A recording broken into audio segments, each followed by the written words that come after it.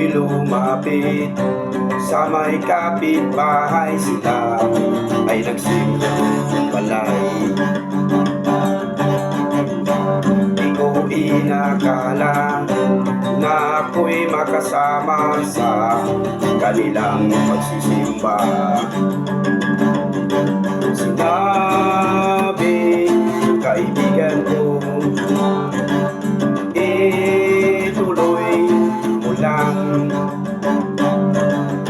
ang iyong natutunan. Huwag ka nang mag-alinlangan.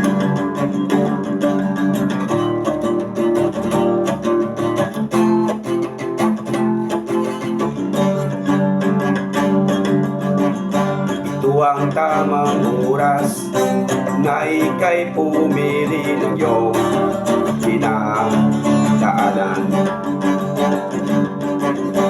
Di ka nila pinilit na ika'y lumapit, ngunit tumaan ang iyong loob.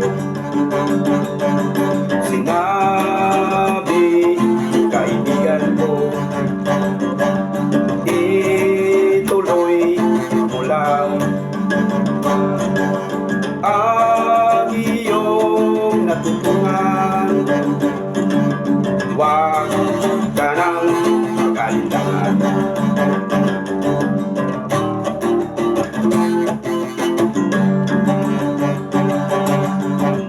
Mula noon hanggang ngayon, ikaw ay nakasama sa kanilang mga gawain.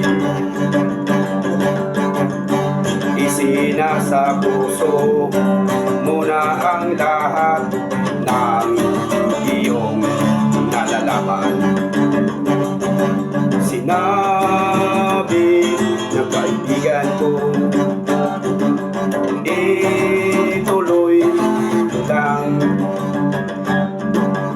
ang iyong natutunan. Huwag ka nang mag-alinlangan.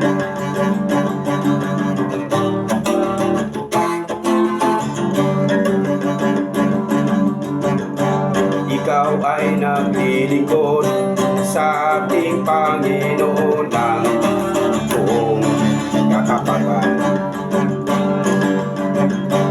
Tunay kang nagmamahal sa iyong puso't isipan. Ikaw ngayon ang huwaran na